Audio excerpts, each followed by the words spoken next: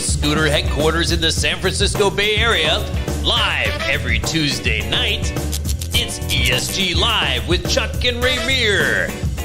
Tonight, the Mantis 8 Deep Dive, Ramier on the road, community content, news, and more.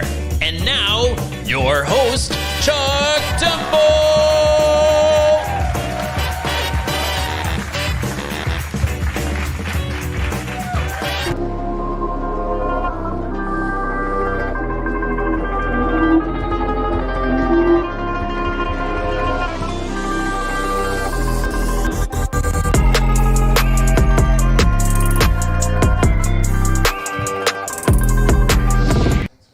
Hey, what's going on, everybody? Really happy to be here. If you notice something a little different today, it's because we are in a new office. So it's different. We got a little bit of space, as you can see, because we were scooting around the office before the show. I also had a giant coffee, which was really ill-advised. I'm probably going to be up all night long, but I was a little sleepy before, so this is going to be interesting. Okay, this is show number 61, and it's all about the Mantis 8 today. The Mantis 8 is a new scooter from Kaabo. We have the single motor version of that scooter, and we're going to get into all the details, and we're also going to find out between myself, Paul, and Ramier if it's our newest favorite single motor scooter or not. Trina's not here, but in the review that came out this morning, you can see if it was her favorite scooter or not. And it's interesting, and the review is really good. So the review, I believe, is linked in the video description. I believe it's also the pinned comment, possibly, maybe not, but it's in the video description. We worked really hard on that review, so I hope you like it. Thanks everybody for coming in. Oh, Rockin' the Tube, special shout out to you. I know you're in the hospital with COVID, I think, right now, and I told you I'd give you a shout out if you came on the live show. I think that's you, Rockin' the Tube. If it's not, I'm super sorry, but I think it is. So anyway, and thanks for everybody jumping in here. You know, we see all the friendly faces and everything. So. Really good to see everybody. Share with us, hit the like button, subscribe to us if you haven't already. Let's see here. We also have a special Ramier on the road segment today. There's a lot of special stuff today for you guys. If you're not on Facebook, on the ESG Live, on the Facebook group, make sure to get on that Facebook group. We've got giveaways every week. We've got Photo Friday, Mod Saturday, all that good stuff where you can kind of just connect with the community and just, you know, all that kind of stuff. So we also have the giveaway this week is actually sponsored by Voro Motors. They are sponsoring a really nice, here's a part of it. So they're giving away a bunch of cool stuff, including this carry bag, I think a cell phone holder, some other stuff. So at the end of the show, we're going to give that away. But to be entered, you got to go on the Facebook group and do a couple things to be entered in that. Those happen every Monday.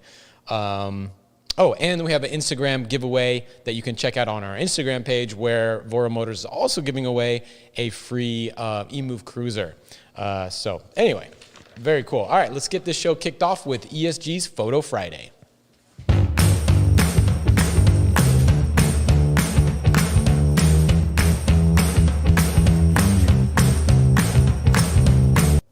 All right, so Photo Friday this week was, it was a pretty cool, crazy week, and I want to give a special shout out to the guy who runs our Facebook group, none other. Vosk.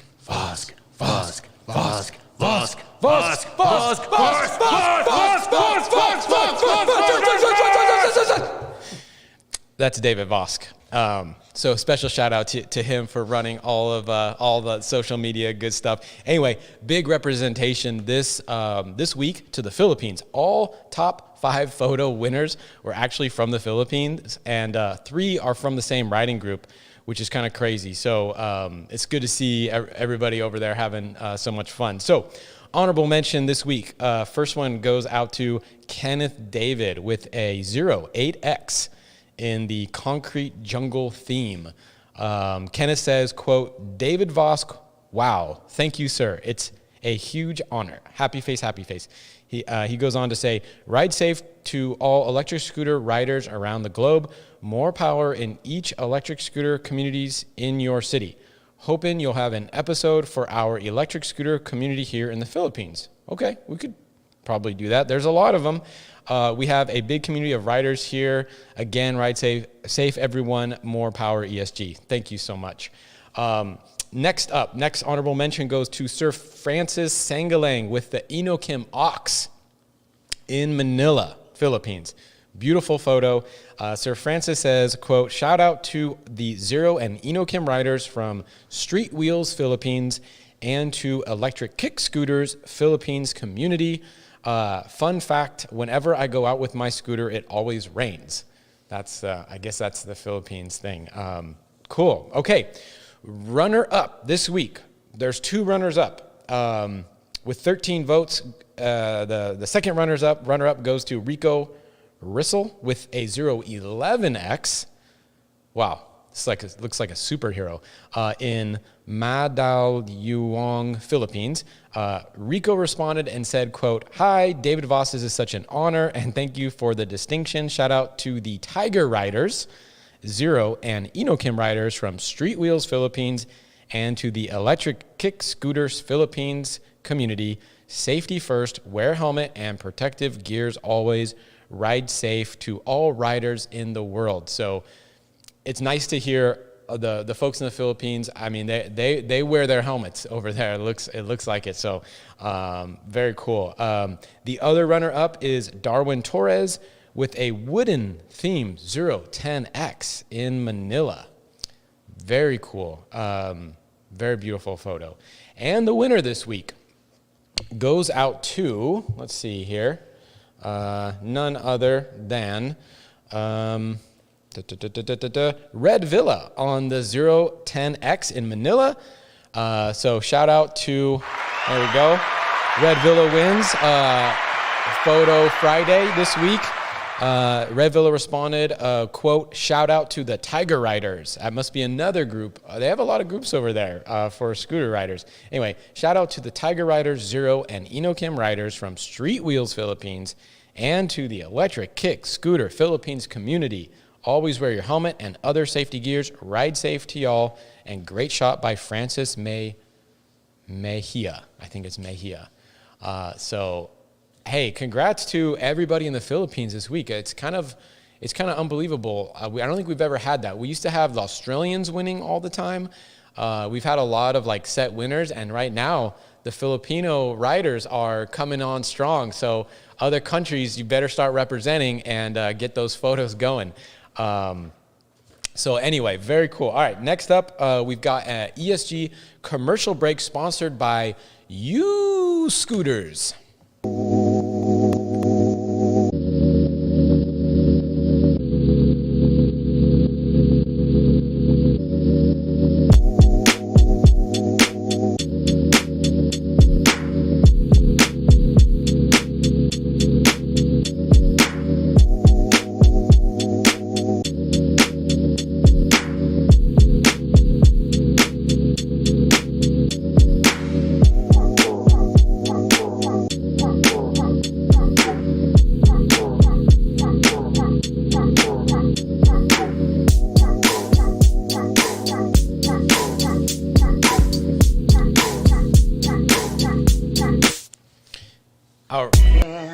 They're hoping that they catch me riding dirty. Try to catch me riding dirty. Try to catch me riding dirty. Try to catch me riding dirty, dirty, dirty, dirty, dirty, dirty, dirty.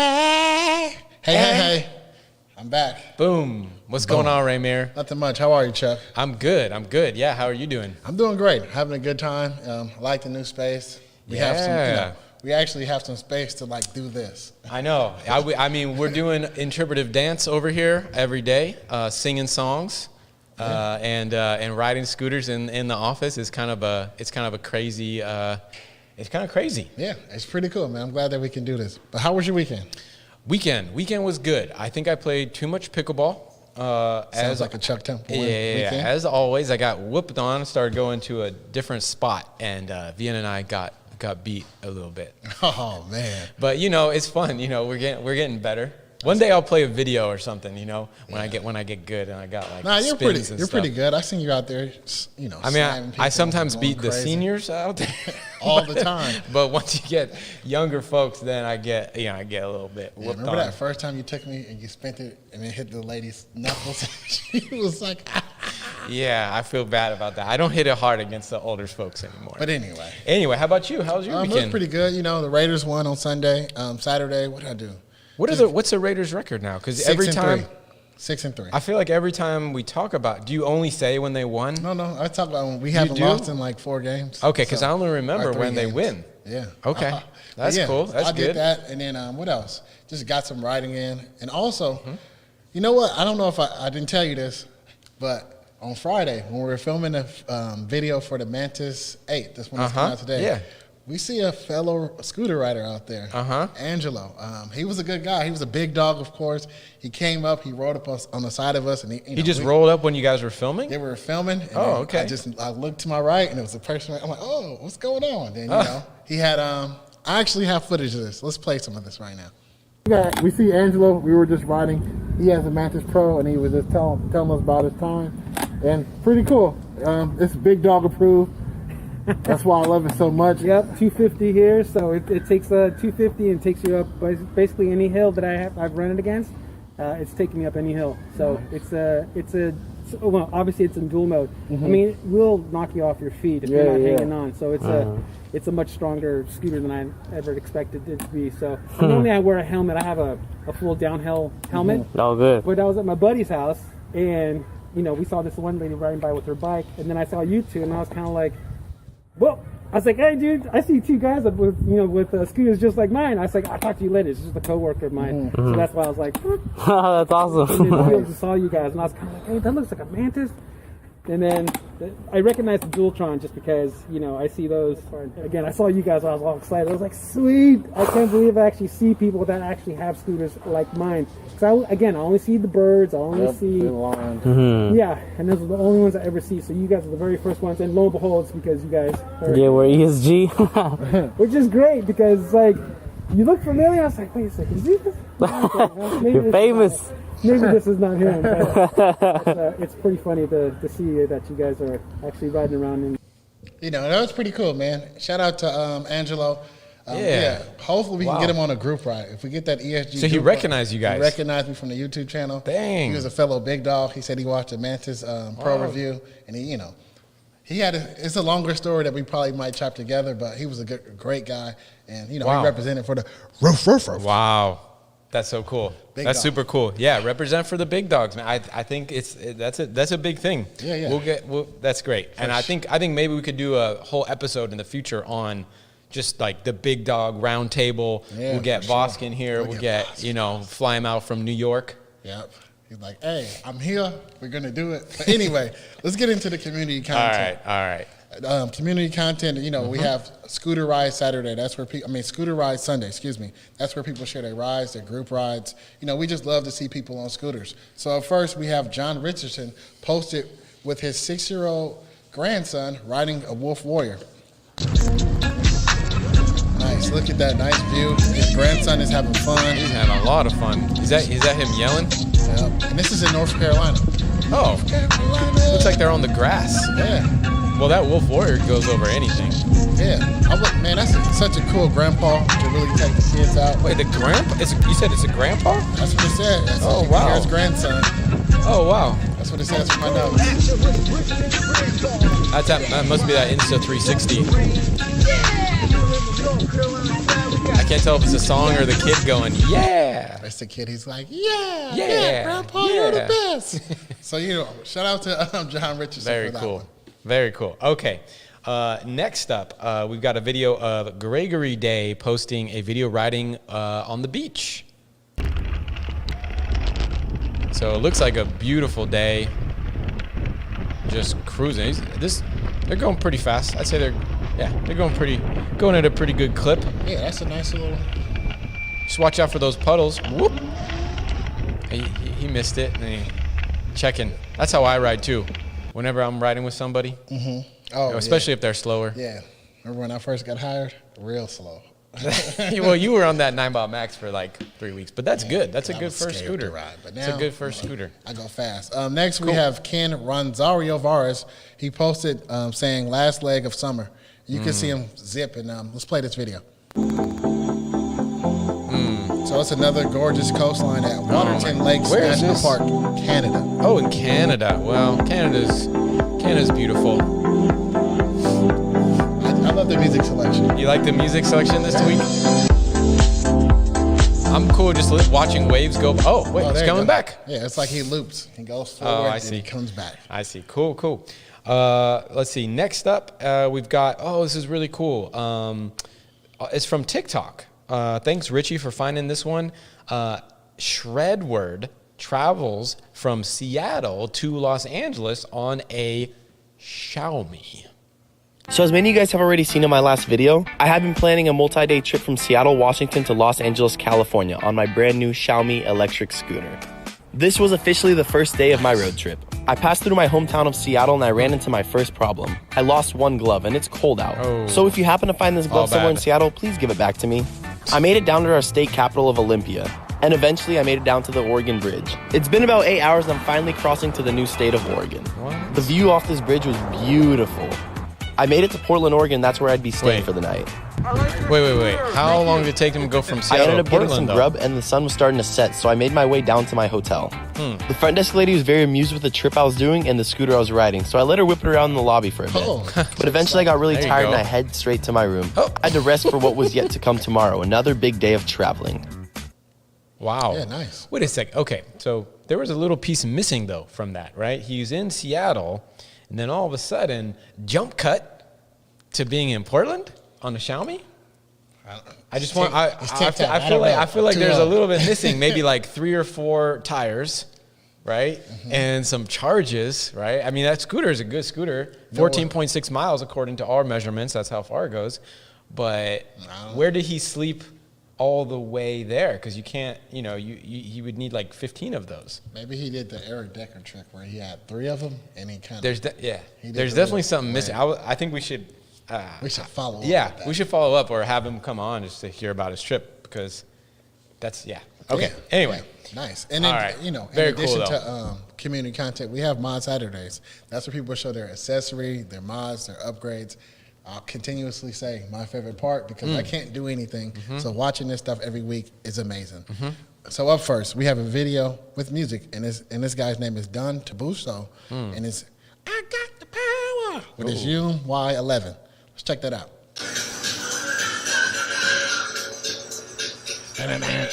Look at the lights. Wow, that's another dance party. Is that a Scooter. fan? Is that a fan on the scooter? The scooter is so hot. Wait, it needs a fan. Is that a fan blowing backwards? Because if it was forwards, I feel like that would be kind of counterproductive, right? You'd be getting. I bet it's a fan on the wall because it's the Philippines, so it's probably really hot and rainy. But that's a cool scooter. Nobody's gonna hit you on that. I hope. Anyway, all right. Next. And so anyway, we should mention that there's there's a lot of mods that went on there, and then actually they wrote that the scooter is so hot it needs its own fan. That's what my notes say here. I said it. Oh, you said that? Sorry. It's all right. It's the coffee, man. Okay, next up, Jeffrey Tam with the 010X Carbon Gold. There's a lot going on here. I love gold. This is like a work of art. Yeah, like a graffiti. I mean, gold handlebars, all the bolts and fixtures, and the carbon framing. So, wow, pretty cool. Good job, Jeffrey. Good job. Looks awesome. Okay, next we have Akosi Kevin with his 010X from the Philippines. The deck lights up. I'm guessing the scooter Shout out name to the is 010Xs this week. Oh, Under deck lights, stem lights, and a case. Oh, the Scorpions. Scorpion, get over here. I like it. That's right. Get over here. Nice. Very cool. All right. If you'd like to be included in any of this stuff, all the mod Saturdays, or be able to put your video in there, we might play it on the show. So just all you got to do is just dump it into the Facebook group on the certain day. David Vosk. Vosk. Will he'll I don't think they can hear that. We have it on low. Nah, they can hear it. He makes a post, and all you just do is just like kind of just comment on that, and you throw your video in there. So it's pretty cool. So yeah, make sure you join that. All right. So next scooters to review are. So, of course, the one that came out this morning at 9 a.m. was the Mantis 8 full review. If you haven't watched it, watch it. We changed the way that we do our reviews on this one, and we'd really like to, know what you all think. If you like the changes, if you don't, it's a lot more kind of live action, spontaneous, non-scripted stuff in this one. And this is a deviation from how we've been doing it. So, we kind of want to know what you think. But anyway, that was released this morning at 9 a.m. We also have a first look video of that Mantis where the whole ESG staff gave their first kind of impressions of it. So that video I think is cool. We're going to continue to do those videos. The next scooter that we're going to have, and actually I believe, so the next one is the one we already have. It is the Fido, whatever. It's the seated electric scooter from Voro Motors. We kind of been having a lot of fun on that one. The release date for that will be December 1st, so 2 weeks from today. That'll also be the live show 2 weeks from today. We will still be on the air next week. Next week's live show is the big Black Friday live show. So be there for that. We're going to highlight all the best deals for Black Friday, and we have most of those scooters, so we're going to probably, I don't know what we're going to do, but I'm thinking maybe we show them off, talk about them, pull them in, answer your questions about them, all that good stuff. So after the Fido, the next one, which literally came at 4 o'clock, Vienna texted me from the house saying, we got a scooter, and I was like, who's it from? Fluid? And she's like, Enokim. I was like, okay, that must be the, so we're getting a skateboard, but we're also getting, so it could be the skateboard, but I think skateboard comes tomorrow, and today, the Quick 4 came. It actually came today. It's here. So shout out to Nimrod, shout out to Enokim, shout out to Julian over at FluidFreeRide for being, for getting us that scooter before. I haven't seen any reviews on it yet, so I can't wait to try that out. I mean, it's a very anticipated scooter right now, so I'm excited about that. So look for that. That review should be out on 12/15. So we're doing our big reviews are being released every 2 weeks right now. That's our new schedule. It gives us time to really test the scooter, fix things, find the mods. It just gives us more time. The way we were doing before, it was just too rushed. So I feel like this new cycle we have is pretty good. The next ones we're gonna have, right after that, I think we're getting the Ghost in a week or so. I heard that they're sending it a little quicker than they thought, so we're gonna get it in a little earlier. So it might be here within a week, and so that would be the very next scooter that we do. But we also have the Turbo X7. We're gonna get the Enokim Ox-O in. We'll have the Mantis 8 Dual in pretty soon. Nice. So a lot of scooters are coming in right now. We also have the Yumi D4 Plus or something like that. But we're still in the box. It's still at my house. We just need to get it out. Cool. So that's the next scooters to review. And now the deal of the week.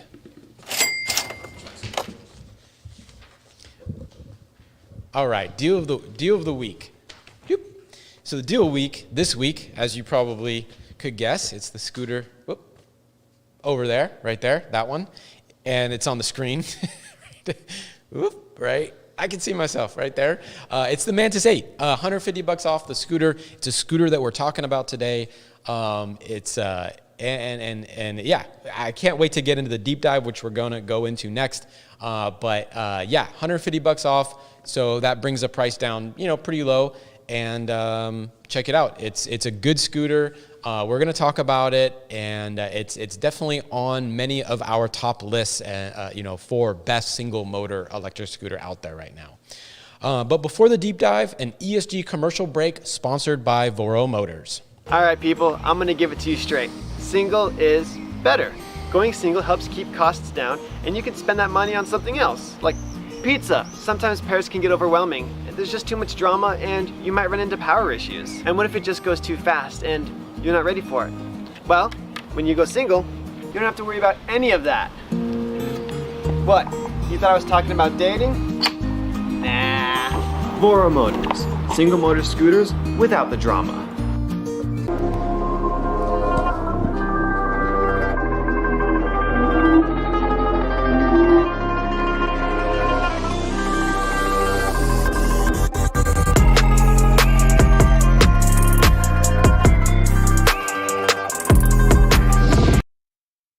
Chuck. Paul, what's going on? Not much. How are you? I'm good. Yeah, it's good to have you back on the show. Good to be here. Yeah, I'm excited to chat about the Mantis 8 with you. I know you've been riding the bejesus out of this scooter, yeah. and I'm anxious to talk to you about it. I know we did a little deep dive already that is in the review, but this is the extended one. Also, for everybody that's watching out there, make sure if you do have a question about the scooter, hit @ElectricScooterGuide in the live chat, and Paul and I will get to your question. So we're going to deep dive performance. We're going to go into all facets of the scooter, and then we're going to bring Ramier in for a panel discussion on the scooter. Again, if you have questions while we're talking right now or towards the end of the discussion, just hit @ElectricScooterGuide in the live chat. We will get to your question if it's a good question. Most questions are good. So let's get started. I think performance, we're going to talk about performance first. Yeah, let's get into it. Okay. So performance is interesting on this scooter, right? I think that for me, the story of the scooter is not actually the performance except for braking, but let's go little by little, because actually range was really good on this scooter.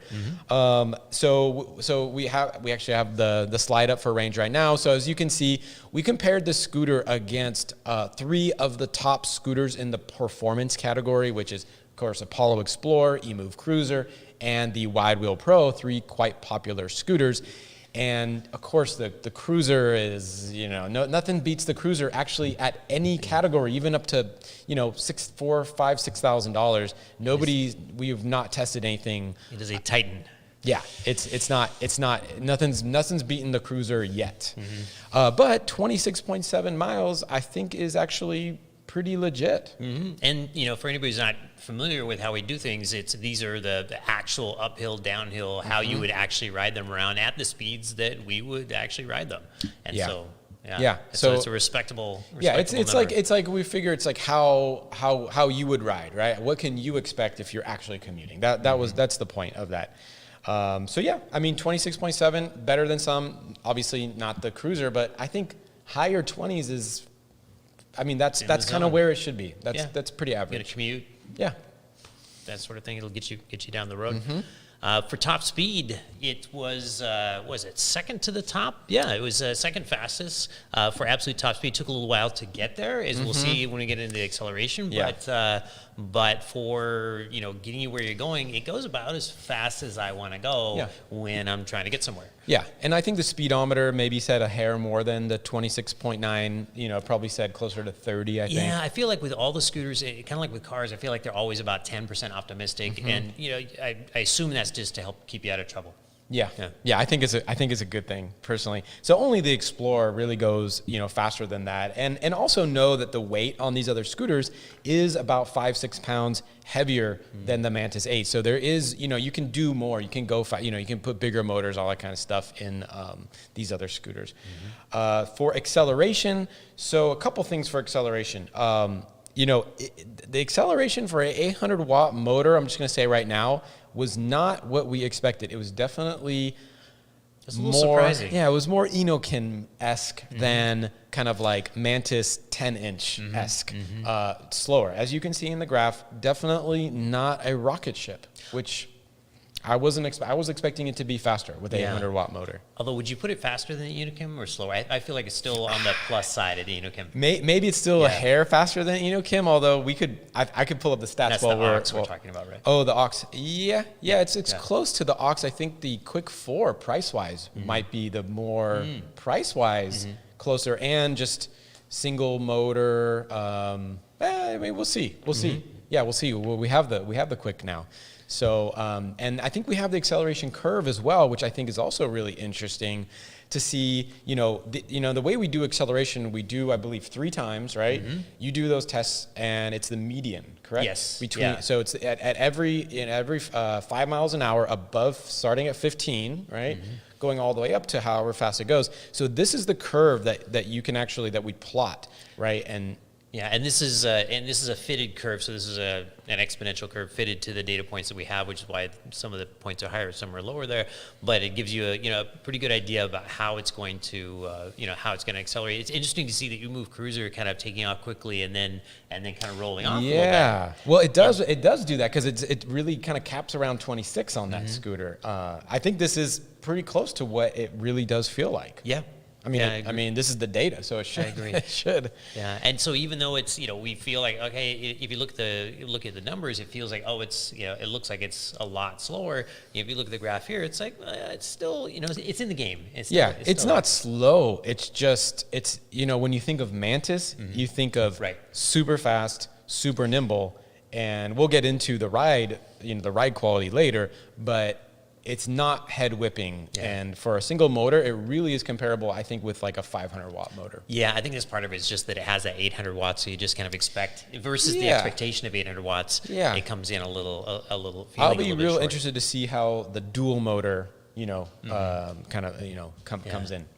Yeah, I mean and then on the hill climb, same sort of story, but it does get up the hills. I mean, if anybody's seen the first look where Chuck takes it up this like super steep hill. That was a steep one. And that's the thing that counts to me is like, I don't want to walk up the hill. And so like if it gets up the hill at all, I'm pretty happy about it. And if it gets up the hill faster than I can walk up the hill, then that's good too. So that was a real steep one. That was probably 50% steeper than our 10% grade, I bet. And so I remember going, it did crawl to about 6 miles an hour, I think, by the very top. But that's a hill that I would have a hard time. I mean, you walk up it slowly. That's a very steep hill. And a lot of the scooters that we'll test, the smaller scooters, will get going at that speed up a 4% grade. And so that's true. And actually, that hill, like a 250 watt motor, actually wouldn't take me up it. It would literally stop. So it still gets up there, but it's just not the fastest hill climber.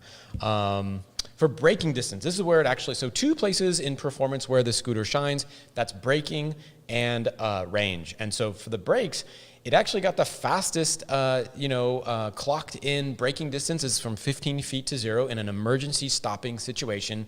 10.6 feet did really well. And I think that a lot of the scooters with these, it's got dual disc brakes and the super wide tires. And I noticed that real wide tire scooters seem to brake really well. Yeah. And in fact, it beat out the EMOVE Cruiser, which has a semi-hydraulics on it. But I think it's all about the tires in this case. It's just big, fat those tires. Wide ones. Great traction. Yeah. So good and best in class for that. So we have the scooter, and so there's performance, but let's get into ride quality. Yeah. So speaking of tires, I absolutely love these wide tires. I like looking at them as soon as I walked up to the scooter is one of the first things I noticed. Yeah. And then as soon as I got on it, they turn really well. They stop really well. They make a nice noise when you're riding it. I just really, really like the wide tires. And one of the things actually I've forgotten to mention prior to this is that they're tubeless, which is one of the notable features about them. And I figured out one of the advantages is like, I don't really care that it's tubeless. There are two things. One is that they have a little bit lower rolling resistance when they're tubeless. That's one of the ideas. The other is pinch flats. And so if you have a tubed tire and you run it low on tire pressure, the rim can come down and squeeze against the road and cut the tube because the tube's pretty thin. But if you have a tubeless tire, the tire's pretty thick and the rim's not going to cut through the tire, so you just never going to get a pinch flat. And that's actually one of the big causes of flats are pinch flats. And so they're going to be more flat resistant. So I've heard that they're more flat resistant. I just didn't know why. Yeah, I don't think they're. I mean, you can make them as thick or whatever. Any of the tires, tubeless or tubed tires, you can make them thick or not. So I think for punctures, I don't see it, but I think that's it. I think it's the pinch flats where it's going to resist. Awesome. Yeah. And I think we, our video earlier, we kind of like the picture is like in the intro of the video is like it's a cross between, or it's like the wide wheel hooked up with the Mantis 10 and made a baby, and then this would be the baby, right? Because it's got the wide tires. It's not as powerful as the 10-inch Mantis, but it still has a lot of these characteristics, but from both. So it's kind of cool. So the suspension. So the suspension was kind of like interesting debate among our staff, and we're going to get Ramier in here hopefully later to talk about what we all thought of it. But what we heard was that the suspension was the same on both the Mantis 10 and this one, but I would not have guessed that because I felt that the suspension was really, really more stiff for me. What did you think? Yeah, I actually really, when I first got on, I really didn't like it. I thought it was like, wow, this is so stiff. And then once I kind of got into it, I realized it was actually pretty good, because paired with the strong brakes, you could really nail the brakes, and the suspension is going to hold you up, and it's not going to dive. And it actually made it pretty fun. I found myself sort of jumping off of curbs and things. Okay. And then you were talking about the suspension being the same. It was confusing because we're looking at the spring, and it's, it really does look the same as the 10. And what we figured out, I'm going to grab a prop here. Yeah. We figured out that the swing arm is an inch shorter. And so if you've got, so say this is the swing arm on the Which is 10. actually right behind you too. Yeah, and so I just didn't have a shorter one to compare it with. But if you have a long swing arm and a short swing arm, and it's pushing on the same spring, it's you're going to have more leverage with the long one, and you're going to have an easier time squishing the spring. Makes the suspension feel softer. Short lever, it's going to have a harder time squishing the spring. The suspension feels stiffer, and that's what we've got here: short lever, stiff suspension. That's that, and so it makes sense, and that's what I felt, and I kind of felt like, and I think that we looked into adjustability, and I think you even talked to Julian about whether it was adjustable or not, because I've seen some stuff that it was adjustable, and what was the... Yeah, what we found out is technically you could adjust it, but there's a screw that goes up through the spring. And the problem is it feels like I'm topped out on the suspension, and I would actually want to have less preload, so I would be inclined to actually back that screw out, and that's really not recommended, because that's kind of what's holding your suspension together. So yeah, you could back it out somewhat, but do you know where the limit is and whether it's safe to back that out? You don't. And so it's not in the manual. It's not technically, it's not recommended. If for some reason you wanted more preload than that, then that would be a safe thing to do. You could tighten it down a little bit, but it has so much already, I can't really see anybody needing to do that. So I would say in the end of the day, not adjustable. Okay. We have a question coming in from Yaniv. Hello, Yaniv. He's asking, is it a little faster than the Inokim, but which feels better? So is it fast? So let's talk about, I think he's talking about the aux, and what I can do is I can pull up the aux real quick next to on our little database here. So we have the aux over here. I think Richie stole it for a while. So I'm gonna guess a little faster. I haven't actually looked at the numbers since I did ride the Inokim last week, but I'm gonna guess faster. So the Inokim aux, there was a problem. Dang it. Oh, there it goes. Okay, so the Inokim aux is going to be a little more expensive. Top speed on the Inokim aux, we tested at 28.2 versus this at 26.9, basically about the same. Oh, interesting. So range on the Inokim aux was 28.1. This was 26.7. Again, really about the same. But acceleration, this makes sense. I'm now remembering how it felt. So to 15, this is faster. The Mantis 8 is actually faster at 4.9 versus the aux is 5.3. Yeah. But, this data's wrong. This data's wrong. Sorry. Let me just go to our performance test page. I'm looking at it, and 1 second. So 7.8. Yeah. So 7.8 versus for up to 20. 7.8 versus. So that's what it does. Okay. So to 20 miles per hour, it actually beats it. So it's slower to 15, the Inokim, but then the Inokim really ramps up, and you can feel that. It's like it gets more powerful as you go up. Whereas this, it feels like you're at this same curve. It's like kind of just slow and gradual, kind of the whole way. In fact, whereas the Inokim, it almost feels like it rolls off. Yeah, this one, I felt like once I hit about 22, 23, it takes a while. I felt like it really took a while to get up to top 14.9 seconds is how long it took us to get to 25 on this one, versus the aux is, I believe, 13.0. Let me just double check 1 second. Inokim. Yeah, 13.0 was the Inokim aux time. And so again, to 15, the Mantis 8 is a hair quicker, but then the Inokim really, you can actually really feel it. When you're pushing down the thumb throttle on that Inokim aux, you do feel like some power at the higher end. You just don't feel it at the lower end. It's been a while since I rode that scooter, but overall ride quality, honestly, that Enokim is kind of I mean, all the Enokims are quite good. They're good in different ways, right? That's a rubber suspension on the Enokim, spring on this one. So you get a really different kind of suspension feel. I would prefer the suspension there, but the deck on the Mantis is way more grippy. And so on days, especially like today, where it's a little slippery out there, I would definitely take the Mantis 8. But anyway, we shouldn't, I think, I hope that answers the question.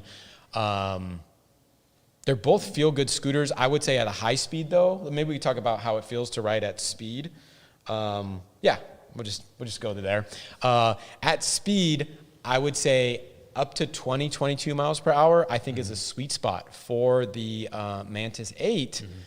I don't like riding that scooter super fast because I feel like the bumps really transfer to the handlebars, the movement, and so I kind of like riding at that 20 to 22 miles per hour speed. What did you think about the ride quality? Yeah, I felt pretty good at the higher speeds. I didn't mind the bumps so much because I knew the big thing for me was like if I really nail the brakes, that stiff suspension is going to kind of catch me and it's not going to roll forward. It's not going to get too wobbly, and I felt like I could haul it down a bit. And it is maybe because of that, it ended up being one of having a fairly high average speed during our range test. Oh, interesting. In fact, it was the highest of the ones we compared it with, even though if you look at the acceleration curve, you would not expect that Wait, at all. so why is that again? Tell me one more time. Oh, I think it just felt really comfortable at speed because of it had the grippy tires and interesting. And the firm suspension, I think just gave me confidence. I mean, I was the one riding it, so maybe because I got along well with that suspension, I just went a little faster. But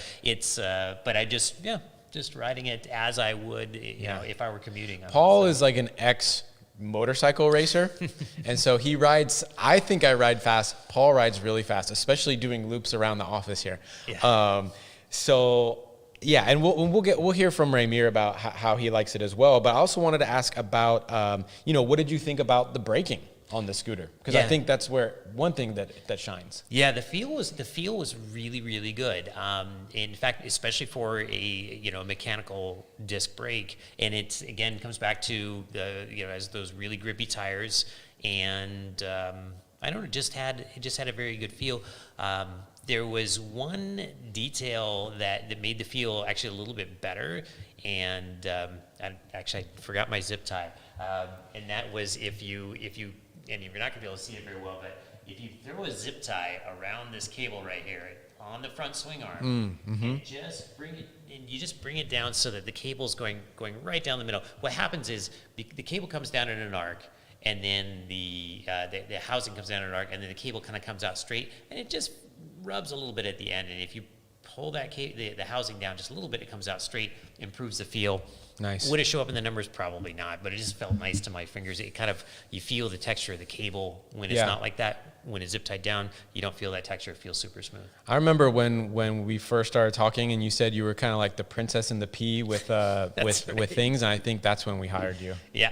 Because you notice these like really small but I think important details that I'm like, I have to do it like a bunch of times to kind of understand that, and it's cool that you kind of have that feel to it, and that makes sense because that cable routing is one of the things we really look for. When the cable routing is like really straight, it just feels better, and so it's like that little tiny tweak can make that feel better, and you're right. We got another question from Robert Fantanosa. Oh, Robert, the Mantis 8 over 09. Robert, we're going to hold this question because actually we have a little panel discussion coming up in a couple minutes, and your question will be answered by myself because one of the questions alludes to favorite single motor scooter. I took some time earlier and prepped and have some answers, but that's coming up in a few minutes. So I promise you we will get to that. Let's leave that question up on there, Richie. So something we should make sure to cover is, because it's going to come up and we're going to get comments about it if we don't get into this, is the stem issue. And that was something the Mantises are known for in the past, and this is something that is now completely resolved on the Mantis 8. And in fact, this is a entirely post-stem issue scooter. On the earlier ones, people were sometimes concerned, oh, if I get one out of an old box, is it still going to have an issue or whatever? And if you get it from FluidFreeRide, it's not going to have that issue because they've sorted that out on any existing stock. But on these, it's entirely post stem issue. But what that was, and their Mantis 10 stock is, and it has been for a while. Yeah. And Julian was actually one of the people that actually helped develop the fix for it, which is kind of cool. He's always been, ahead of these things. And he was kind enough to spend some time with me explaining really what's different and what was the issue in the past and versus now.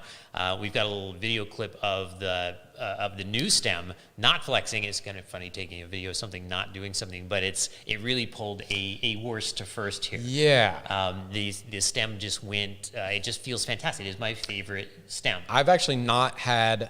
I guess if you get the ruggedized clamp for the 010X, maybe it's that solid. But other than a special component, we had no stem wobble. I don't think there's any creak. There's no nothing on that scooter, and that I think you got it. It's like they went from. Yes, what did you say? 0 to hero, or what was worst to who was first? the 16 candles reference you it? were making that nobody understood? Anthony Michael Hall. I was saying it pulled an Anthony Michael Hall. You guys know kinda who going Anthony from Michael Hall is? 16 candles. Yeah, if you know, to put in the chat. Edward but Scissorhands. You kind of bulked up and went from skinny little kid. Anyway. So, worst to first, great feeling stem, great overall build quality. I mean, like no bad sounds, no bad creaks. I agree. It's something that, the only thing I can think of is that Kaabo was like, okay, we have an issue, let's really focus on it. And then they went basically from kind of below the curve to just ahead of the curve, actually. Yeah. And so now when I'm thinking about all the different scooters, when we have 50 scooters to pick out here, which one do I want to ride? If I'm like, need to be secure in something, I feel secure because I hear no noises from the scooter at all. It gives me that sense of like, solidity in what I'm writing. Yeah. And you mentioned Princess and the P syndrome. I mean, it really does ruin the ride for me. Sometimes the Dualtron Eagle Pro, I love the suspension. I love it. I still love that scooter. I really do. But it just pained me so much that the stem creak would distract so much from the wonderful riding experience of that scooter. But and that's one of the great things about this. Even though I wish most of the time that it had a little more go to it. Yeah. It's a unit. The overall it's feel. A unit. Feels like it was carved out of one piece of metal. It does, and it looks good. The fit and finish looks really good on it. If you see, you can't really see back there, but we have pictures and B-roll kind of playing throughout, and I think they did a great job. Which is nice. Yeah, and then there's one thing about it that people were pointing out: the grip tape, the rubber mat on the deck, as sort of a bad build quality thing is like, hey, why is this flipping up like a manta ray at the edges? And you can see in the video here, it's actually intentional. If you look at it, there are little screws around the perimeter of the deck. And actually, at one point, I wanted to get in and have a look at there's a new motherboard in there where everything connects together. I wanted to have a look at that. And it gives you really good access to those screws. And then it just flops back down again. It's solidly glued in the middle, but just gives you access to the edges. If you knew you were never going to get in there, I mean, you could use a little contact cement, stick it down, and it's not going to flap up. But I actually never noticed it moving. I think you saw it move. I did one time notice it moving, just like the wind probably just kind of grabbed an edge or whatever. And, not a huge deal. And I'm not going to go in those scooters. That's why we got you here, Paul, to go and, tinker around in those things. I break them pretty well. But yeah, it wasn't, I would just probably tape the thing down and then, hope that I never have to get in there. So the other thing that we noticed is that it has turn signals and other, controls on the left side handlebars, which, like for when you're riding, I don't think that anybody's going to see it. Of course, during the day, nobody's seeing it. But at nighttime, I guess if someone's really paying attention to you, it's just so low mounted that I don't know that it's. And you're not going to be able to tell yourself during the daytime whether it's on or not. Oh, that's right. And it's a click. It's like a there's no feedback. I No. mean, there's feedback that it clicks, but you don't know whether it's like in or out. Right, you don't know if it's the on click or the off click. That's and right. then there are these little windows. You can see them on control. There's little light clear spots there. Yeah, we thought there'd be lights coming up. Yeah, and they would have. I asked Julian about this one too, and he said they would have had to run a whole other like set of wires up there to run that, and they just didn't feel like it was worth the extra. Yeah, I was complications, like, okay, this could be a really cool feature, like, you know, like a little light that's blinking to let you know that it's, I mean, like in the car, right? It like has the sound and the light, so you don't. I would have liked it. I think that would have been a worthwhile. Would have thing been to do. cool. Yeah, and you just basically yeah. can't use them during the daytime because otherwise you're running around blinking. Yeah, and for the scooter that we had, which was the single motor edition, the dual button did, I believe, absolutely nothing. Does nothing. Yeah. Yeah, it's It clicks, it's a shared part with Yeah. its big brother and Makes sense. But it does feel a little awkward Well, sitting over there doing nothing. Not going to knock them for that. No, you gotta be efficient where you can. Yeah, for sure. Build quality. I'm sorry, not build quality. IP rating. Yeah, so it has no IP rating, which is the only one in the group that we're comparing it to that didn't. The Wide Wheel Pro is IP54, the EMOVE Cruiser's IPX6, and the what's the other one we're doing? The Apollo Explorer is also IP54. Yep. The X6 is a funny one because it's like the X means that it's not rated for dust or whatever, but 6 means that it's like very resistant to water. And I feel very confident if it's that resistant to water. Yeah. I'm not so worried about the dust. Yeah, for sure. Yeah. Maybe I'll ride this one home tonight and just see if it, you know, now that we're done with the review and everything, I'll see if it shorts out on me. Yeah, there are some videos online about waterproofing these, Sure. and I looked into it, and it's not something I would try to do. It's just if I got caught in the rain, I would just avoid the deep stuff, avoid the puddles, and make my way home. But if I were planning to ride in the rain, It wouldn't be. rated. It should not be the scooter you take if it doesn't have an IP rating. It's just whatever. I like ride the edges sometimes.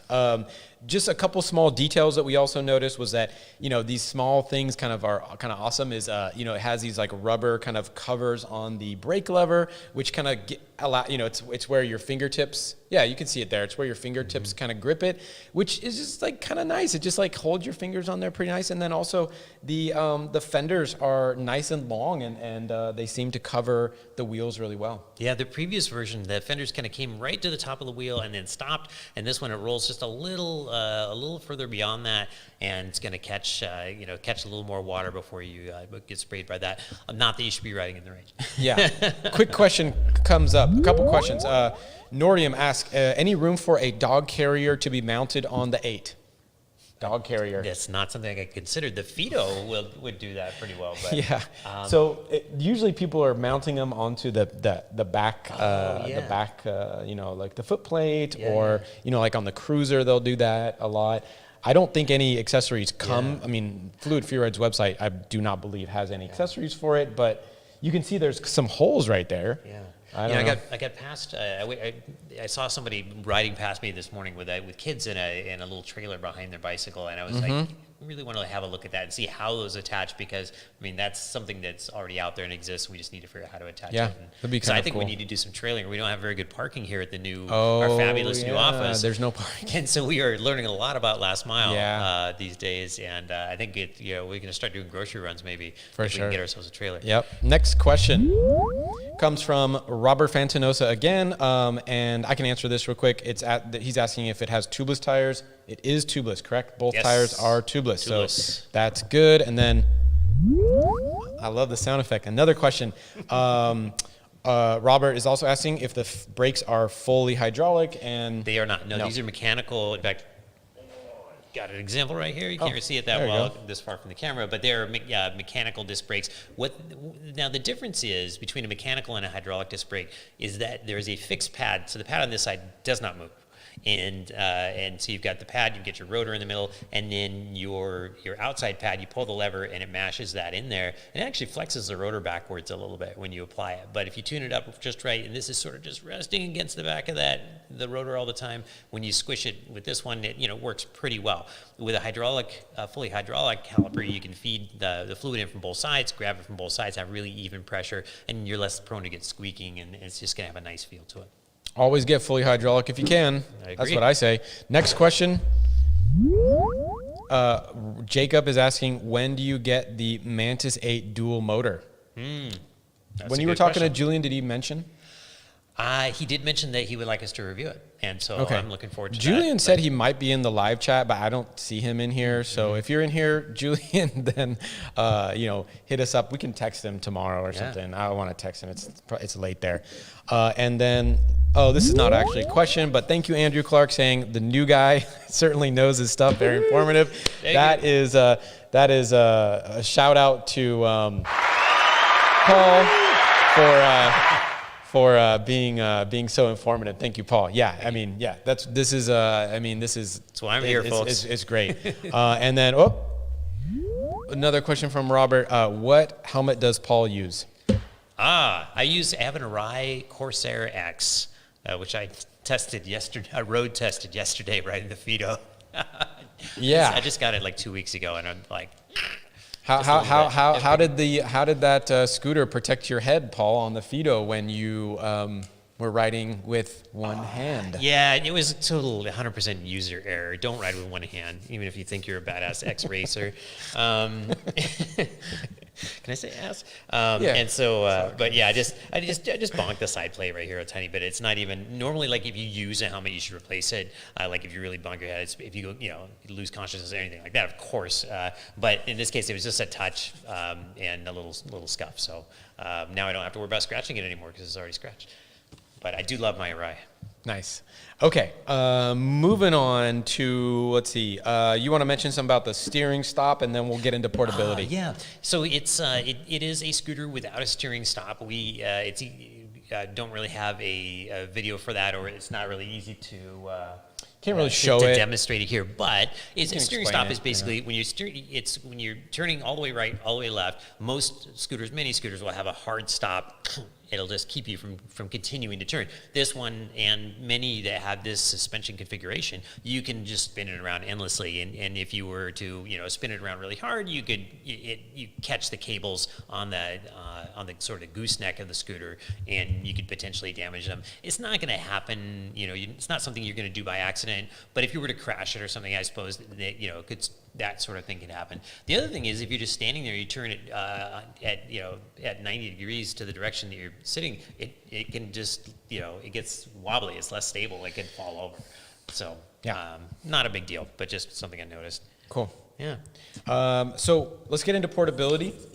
So weight. Yeah, it's 53. When did this come up? 53. I thought it was 50. Yeah, it's 50. I've been weighing them lately. It's great. I was wondering about that. Them, and it gets tricky because we publish the specs for the manufacturer specs, and then we also measure things ourselves, and we're kind of integrating that data, and so some scooters are wildly off. Yeah, this is this is pretty close to 53.3. Well, they shouldn't be off by 3.3. No. Is it so? Because I remember on their website, I think it said 50, and I think everywhere it says 50. Even on our site, we may have it at. I was just about to look up the review because I thought it was 50. Then I saw your notes here.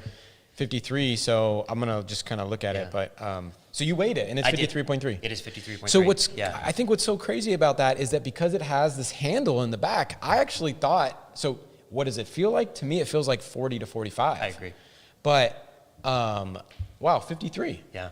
So it's not that much lighter than the Cruiser, the Apollo Explorer, because those are, I think, 55, 56. Oh, right, yeah. Unless those are wrong, too. Yeah. That's true. I haven't weighed all of them. It's hard to weigh them. I used to take them into the bathroom scale, but I couldn't figure out how to get both tires. I'd stand it up and try to hit the brakes, but then how much am I, lifting or pushing? And I don't know. Maybe I just. Yeah, I've got my little eBay scale, and I sit on the edge of the table right here and put the deck right there, and it balances out pretty well. Oh, you put on. That's a smart way to do it. That works really well. But it's the handle, and you can see it's coming around again. The handle on the back makes it it's actually the kick plate. Yep. It makes a very nice handle. Man, but it fits my hand. I don't know if it fits your hand so well. It's great. It's really easy to grab it with the stem up. In fact, so much so we were talking about unless you're putting it in a trunk, you're never going to fold it. I would never fold it. It's just a waste of time. Yeah, it's easier to carry it upstairs, not folded. Exactly. Yep. But it does take a while, right?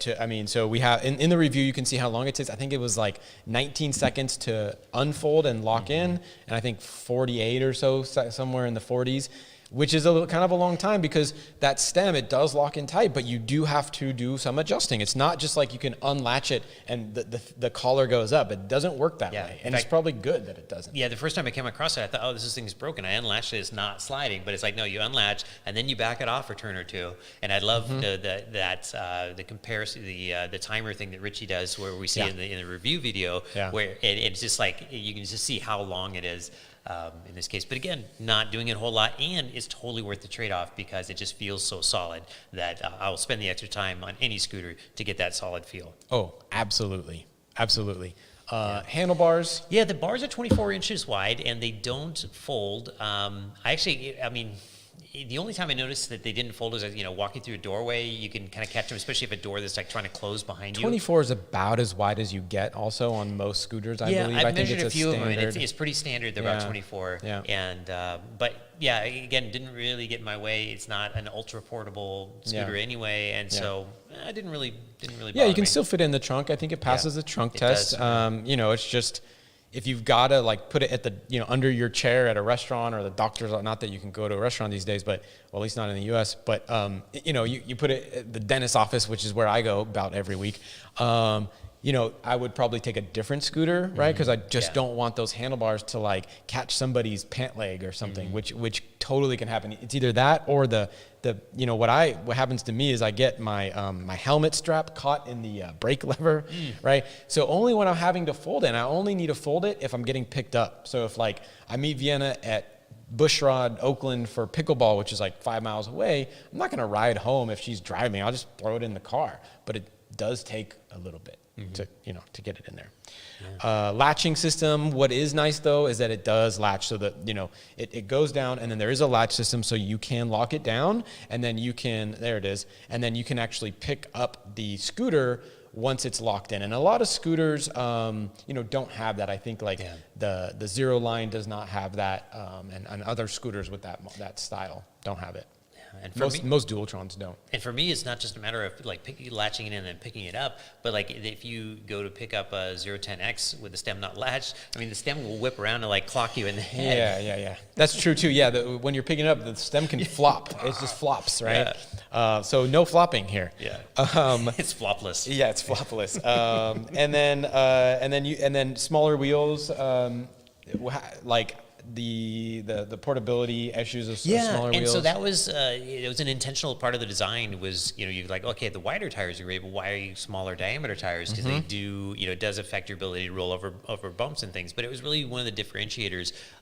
The smoother acceleration was on purpose and was to differentiate it from the other Manti, and then also the smaller wheels. They wanted to make it smaller. They wanted to make it different, and just overall a little bit more compact package. And in fact, the deck is an inch shorter as well. Yeah, deck is shorter. I didn't notice the inch too much. It's still enough. It's 17.8, close to 18 inches long. Yeah, I don't remember. I just remember that I absolutely did not notice that it was shorter until I measured it. And just definitely wouldn't. It's 18.5 inches long. I just was looking at it versus the 09 just for you, Robert, coming up. But I think like we're gonna ask Ramier how he felt on that on it, because it's not that it's short. It's not really short, and it's wide. It's 8.3 inches wide. So one of the things that you'd mentioned a couple times is that you felt really safe on the scooter. And that's definitely, I think, a theme for this one is just the scooter is like all steering and brakes and not a whole lot of go. And so it feels, that's a very safe combination. I had like a little MG when I was a teenager, and I used to drive that thing as hard as I could, but it just had no go. You could stop and turn and not hit things, and it was great. So, but it still has a sporty feel, also like my MG. And so it's a nice combination for safety. I think that's a great analysis, and like it turns really well. It has the wide tires, so those wide tires I think really help for like going over the ruts, or if there's a twig that's like on your path, like oriented on your path, right? You're not on smaller or skinnier tires, or especially solid tires, goodness sakes, you're gonna like fly sideways you're gonna be walking around the road left and right, whereas the wide ones just eat that kind of stuff up. So that was really cool. And the fact that for me, because if I'm on the Apollo Pro, I'm gonna go 35. I just will. and that's just inherently less safe than when I'm on the Mantis 8, which I kind of like just cruising at 20-22, which on the speedometer is actually like 24-25. So it's, you'll think you're going faster. And so I think I'm inherently slightly safer because to me, the best ride is at that 20 to 22 miles per hour range. It's true. The Apollo is just kind of going, do it. Yeah, do it. No, it's just the 60-volt Apollo Pro just wants to go so fast. And the Mantis, the big boy Mantis as well, the daddy Mantis, right? Same kind of thing. But I can't believe, it is true. You're talking about the twigs and things like that. What a difference, no, I'm getting myself in trouble. What a difference an inch makes. I'm saying it. With the width of the tires, it makes. I was like, I would catch little cracks running this way in the road and kind of like find myself sort of surfing up on them because it just felt good. Whereas the thinner tires, like on the Fido, I was riding around one-handed the other day, caught a rut, whoa, boom, on my head. So there we go. Bad, Paul. So that was cool. I also really appreciate because I ride home in the dark, and I think we all kind of have to ride somewhat in the dark now because sun goes down, it's dark outside. I'm finding myself really appreciating and finding myself riding as my daily rider scooters with lights, right? And lights that not only shine but are under deck, stem. And so this one I like because it's got these glowing lights that, there we go. You can see it's quite bright, to be honest, under that deck. Let's get those lights on back there too. But what happens with this one is that not only is it on straight on the deck, so the cars can kind of see where you are, but also when you hit the brakes, the actual front and rear lights flash really quick, like quicker, like flash. Yeah, there you go. And so you can see on the back wall there how bright it is. And actually at night, it does actually light up quite a bit. And so whether there's a car in front or behind you, I think they're gonna, I feel somewhat confident that they're gonna see me. So I gravitate towards, Apollo Explorer 09, these scooters with front stem and under deck and front and rear. And of course I'm putting on my 750 plus lumen, front light, and I've got my high mounted on the back whenever I'm going. I mean, I have it every day now, but I like the lighting on the scooter, and I like the fact that they included a bell. Yes, and our favorite bell. Yes, that's true. The bell is the best bell. That bell is the best bell. There's many bells out there, and this is my favorite, and I think you. Yeah, it turns out they're all about 90 decibels that we measure, and they all seem to come out about the same. But this one, it makes a nice sound. It's the easiest to use. I worked for a couple different scooter companies, fleet scooter companies, rental scooter companies, and you wouldn't believe how many of the little flick style bells, the ones that have the little. The little trigger that's sitting on top of a spring, how many of those bells we replaced. And then Chuck was pointing out just, they get jingly where you're just riding around, they're making noise when they shouldn't be. The bad ones are like the ones where it rattles as you ride. And so this one doesn't rattle, they don't break unless you crash. And they're just good. So anyway, don't want to spend too much time talking about a bell, but it is really good to have an audible warning device and one that's integrated so well in the scooter. Again, it's just we need these scooters to just be complete scooters, right? And the last thing that I'm gonna keep harping on is I want high mounted front headlights. And we all have to buy the aftermarket ones, we know it, but I'm hoping that in the coming generations of scooters, they start integrating really high-powered lights up there, and maybe, I mean, the good thing is at least this one with the body lighting, you can add on the headlight, and that's not hard. And so they got the hard part right. So yeah, exactly. Cool. So I think there's one question that we got about an XR, and we'll tackle that at the end of the show. But we're gonna if you guys have questions regarding the Mantis 8, I'll answer those in this section. But other questions we will answer at the end of the show, which is in our Q&A section. But if Ramier is around, I'd like to get Ramier in here because we have a few questions that I want to get everybody's opinion on. And let's see if we can. Where is Ramier? Where's that? Where's the big dog at? And in the meantime, Vosk. I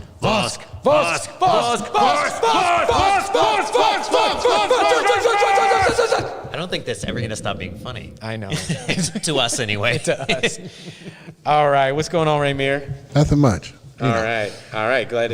Yeah, welcome back. Welcome back. Hey. Hey. All right, so we're talking about favorite single motor scooters, and what's your favorite single motor scooter? For the big dog, the Apollo Explorer was number one, that I said in the video, and this one, I would say right now, it's not number one, but it's number two. It's up there. So you did your getting a lot of echo, but that's fine.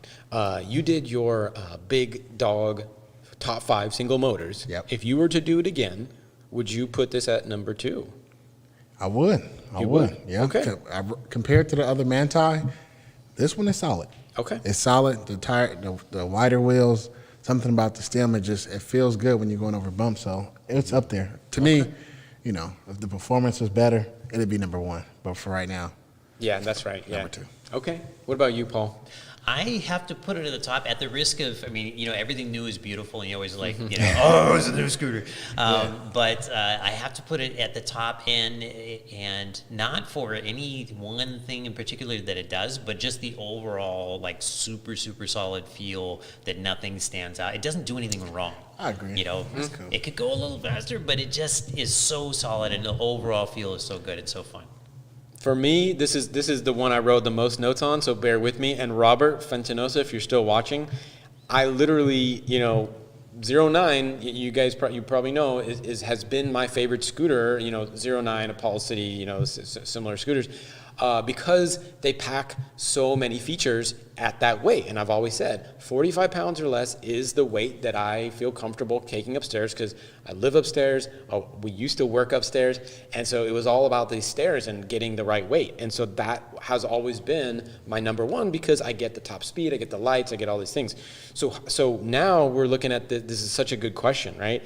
And so let's just compare the two together, right? So, and maybe we do a scooter showdown in the future, but Mantis 8 versus 09, 8 versus 9, right? Okay, let's go. So the Mantis 8, I'm gonna say slightly better tires. Now they're smaller in diameter, but because they're that width matters, right?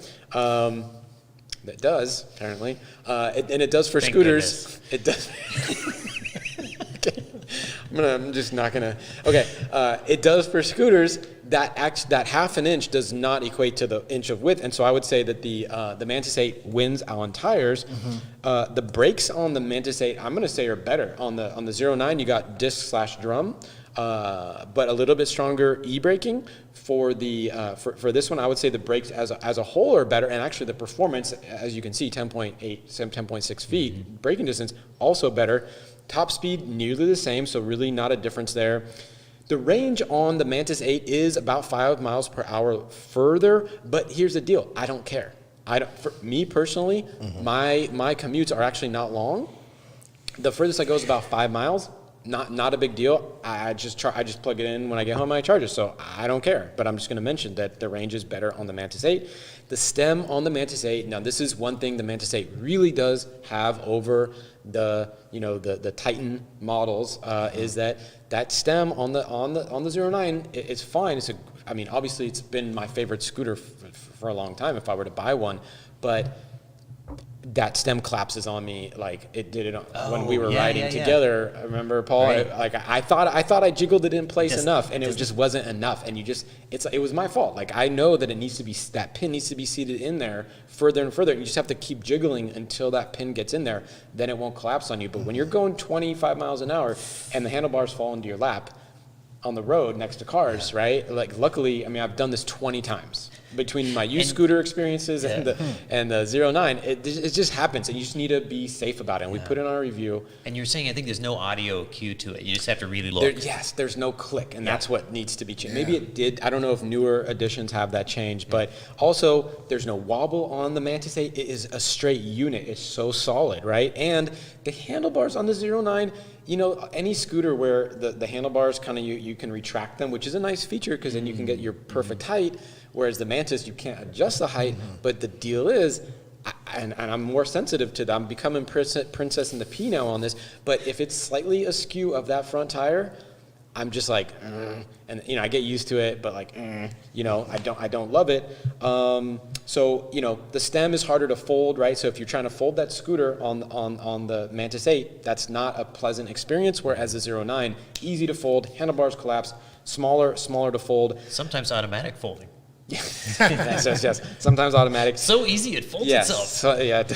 And then for the lighting, I would say it's a toss-up, only because the 09, I love that scooter because the lighting is so dang good on it. I just feel like I'm not a flashy person. I wear the same shirt every single week, as you probably know. I don't care about fashion. It's just, but one thing that I need to be seen is I need to be seen at night in Berkeley where they have no dang street lights here, right? It's dark. It's so dark. And so with the reason I say it's a toss-up is because the Mantis 8 has it does not have the stem lighting, but because the front and rear lights flash so fast, I feel like that is when, you know, I can just like pull the brakes down a little bit and then all the cars just notice me. So I like that. At fast speeds, I'm actually going to take the 09. If you want to ride over 25, I actually prefer the 09. It's not the best at over 25, but I just don't love the Mantis 8 above 25. And then finally, to sum it up, if you got $1,100 to spend, I think the 09, you know, Apollo City still kind of take the cake. If you can spend a little bit more and you don't need portability, I would say Mantis 8 then beats. I'm going to say it right now and say it here and now. If money's no object and you don't need portability, all together, and you know, I would say maybe the Mantis 8 for me. I'd probably choose it. So there. Sorry, that was the longest answer ever. But all my other answers are like one line. That was the one where I have like half a page of notes because and because Robert asked, and Robert's an OG. So, okay, next question for everybody: is the suspension better or worse than the 10-inch Mantis? So the Mantis Pro, Mantis Base, the original ones. Yeah, for sure. Who wants that? Who wants to take it? You take it? Yeah, I think worst to first is what we said in the review. Oh, that's a strong statement. Okay. Yeah, that thing is solid. It doesn't move. Like if you look at the video, Richie's really trying to yank it, and the same thing when I got on it. I really tried to take it. Are you on suspension or stem? Stem. Oh, I meant suspension. Oh, sorry. Whoopsies. Yeah. My bad. Well, so the stem is stem redemption. Okay, stem redemption. We The stem suspension is great too. When I went over bumps and little holes, it felt solid. Even being a big dog, you can see a video of me right now. Oh, there it is. It holds still. Like you really don't see it move that much. And getting on scooters for me, the scooters travel a lot. And this one, it didn't. It kind of is up there with EMOVE touring for me when it comes to suspension. So was it better or worse than the Mantis 10?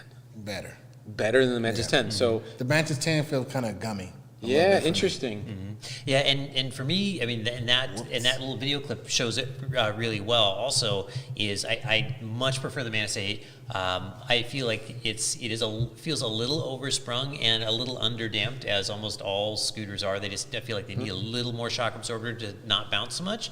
And in that video clip, you can see the tires are not coming off the ground. Yeah. And when at the top of the jump, and just altogether, yeah. So I definitely prefer Mantis 8 over 10 for suspension. You prefer Mantis 8 as well? For suspension, absolutely. You guys are crazy. Mantis 10 is so okay. So I think the Mantis 10 suspension is completely better. I know it's the same thing, but I guess it's from the arm or whatever the heck it is. For me, for my weight, like I'm not getting much travel. I'm not trying to fill the road here. I have been on enough range tests, and my back is locks up easily enough these days that I'm okay to ride on the slow kind of oscillating cloud of the regular Mantis, and so I'm not trying to feel every bump in the road. So I like the travel, and I get travel on the Mantis 10. Maybe it's because it's tuned for my weight better, whereas maybe a heavier rider, it's going to really push down. I'm riding at the top of the suspension, and it's just going down like perfectly for me. Yeah, it's bouncing like a bounce house for me. But it kind of makes sense that like if it's tuned tighter for you, you would actually be maybe more in the sweet spot in that suspension. I agree. And then if you're beating on it like I do, then then you want stiff suspension. Interesting. Same reason that race motorcycles and race cars have stiff suspension is because when you beat on it, you need it to, or if you do things abruptly, grab a fistful of brakes, you need it to kind of stay pushed back and not dive and all that stuff. That's kind of interesting. Yeah. I learned something today. There we go. Cool. Learn something new. I have a question. So Okay. what one thing would you change on the Mantis 8? Well, I'll go first. Go ahead. Mine's easy. I would sacrifice 5 miles of range for a faster acceleration. Yes. Hands down. That's it. I'm torn on that one. I really want more damping because I think, and less preload because I think the suspension, is that two things? Nah, it's one thing, it's suspension. I just feel like the suspension is really close to being awesome, but I feel like just a little more go. Like if it really felt like 800 watts when you go, that would really make it for me. So I'm going with just a little more acceleration. Power. Yeah. More power. Yeah, What about more you? power for me too. I Yeah. think if it was a little bit more powerful, it'd be number 1 right now, but it's not. So What's so weird is that I never felt an 800 watt. I mean, I'm not trying to bash anything here, but like 800 watts should not feel like that feels. We actually thought there was a setting wrong. Yeah, we Remember? spent quite a bit of time going through the P settings, and we did not get them wrong. We really thoroughly explored the P settings. That's right. And this is it. That's how it goes. Yeah. But for some people, like actually for Trina. So in Yeah. Trina's take, Trina, if you yeah. watch the take. review, Trina's take, she said it was her favorite. And she said it for the same reasons that my wife, Vienna, likes these slower accelerating. They don't want the jerk of the throttle. And I get it. I Yeah, mean, it I can makes sense. understand that. I can understand relate. that. You get on the I can Apollo relate. Pro, whoa, you have to really Yeah. mind, being Yeah, wide it's awake. a workout. It's kind of a workout. Yeah. Right? Yeah. So what was your favorite thing about the scooter? I'll take it. I'll take Go it then. ahead. All right.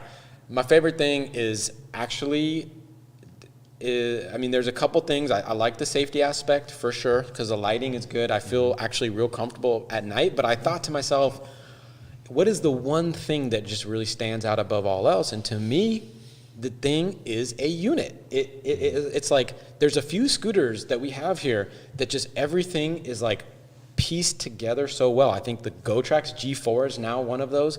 The 9bot Max is one of those. These are I'm sure there's others, and I'm sorry if I forget about the other scooters, but those are the ones that immediately come to mind as highest build quality.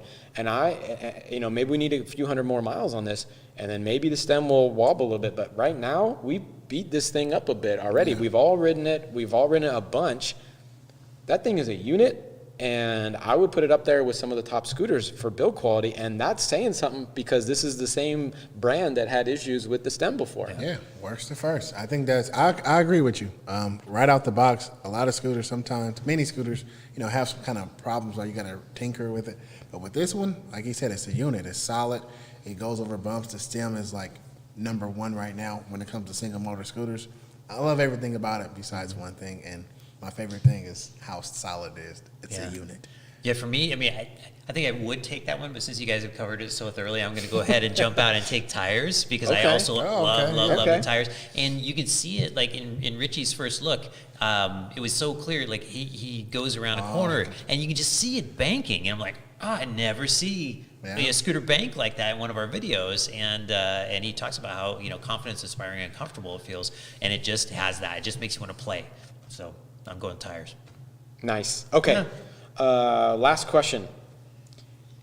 So we know this doesn't have an IP rating, right? So you can't ride it in the rain. What scooter, and it's raining today, so this is a good question for today. And I'm riding the whole way home today. I think you guys are probably riding to your cars, I'm guessing, right? Pretty far.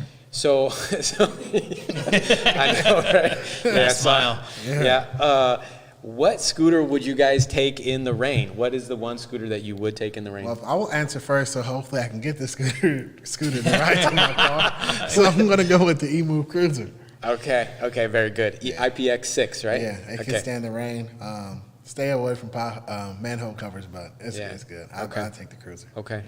Yeah, this is a question I'm very, very interested in because as a motorcyclist, I've been riding for 20 years, and I commute rain or shine. I live in San Francisco. I cross the Bay Bridge every day, and rain or shine for 20 years. It was in Silicon Valley for a long time, and so I'm like just dedicated 2 wheels all the time. And so I'm really looking forward. We're going to get into this. I think in the near future, we're going to dig into some rain, some rain stuff. We will. And so I'm very excited about that. And kind of seeing, what the differences are, measuring some of the, what's the difference in coefficient of friction for a dry tire versus wet, all that stuff.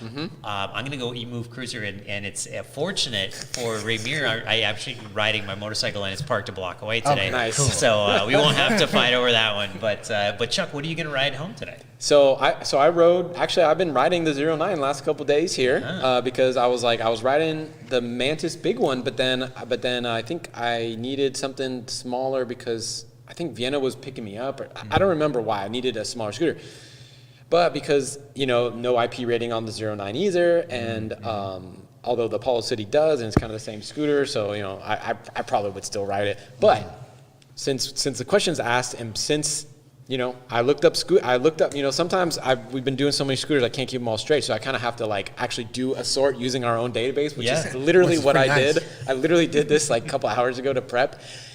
And I was like, okay, it could be the, G4, the 9 Max, the eMove, boosted rev came up as one. But again, I also am looking for a scooter under 45 or 50 pounds because I still have steps at home, right?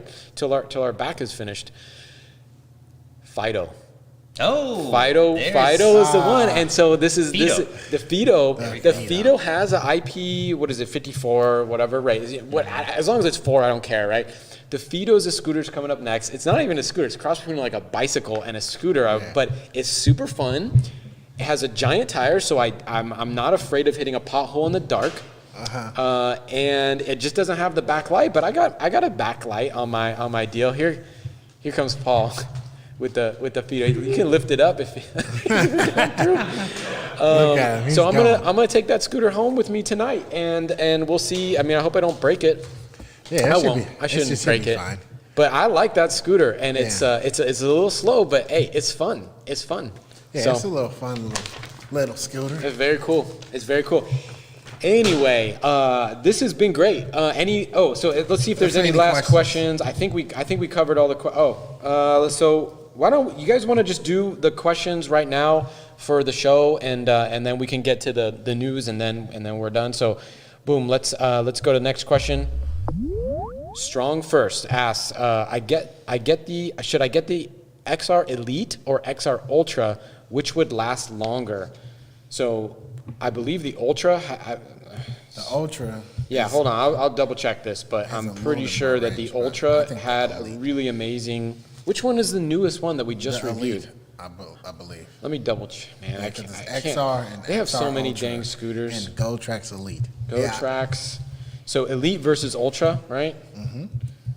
Sorry for the. You can hear me pounding on the table here. The Elite and the Ultra. Oh, it's the Ultra and the Ultra XR. Mm-hmm. Oh yeah, you got the. Yeah, the Elite is and then the G4 is the one that you should really get though. Right, the Elite was a big step up in terms of build quality and everything. Right, didn't have the line going through it, but I think it's the G4. If that's in stock, I think that's actually one of the best values at $499. Or no, I think it is the best value at $499. I'll just say it right now. So I would say get the G4. It's available. Otherwise, get the Elite because the big difference I think was build quality, the range. Oh yeah, the range went from 13.1 to 16.6. Yeah. I think that's speed is slightly faster, just a 0.2 seconds faster, so not much faster. Top speed, none of them actually go 15. Spoiler alert, but they don't really go 15. There wasn't a huge difference besides that, except for there really isn't. Electronic and then disc. I'm looking. Man, there's so many scooters I can't keep. I used to be able to keep all of them in my head. I can't even. GoTrax is the worst. They have 15 different models. It's crazy. But anyway, get that G4. Otherwise, get the Elite. All right, next question. Let's see where we're at here. Next question. I would like to know your favorite GoTrax electric scooter with a budget of 200 to 500. I think we just answered it. Yeah, I think we answered it. Yeah, so that's an easy one. Very easy. And I'm not gonna say it's not even incremental difference. It's G4, right? Yeah, the G4 is a marked difference. It's they really went up a lot of levels with that G4 over really anything else. So it's like $100. The price difference is not indicative of how much difference you're getting. The G4 is absolutely, I think, the best scooter at $499. Last question for right now. Ed Bradley is asking any recommendations for a 375-pound rider. So you know what I'm doing?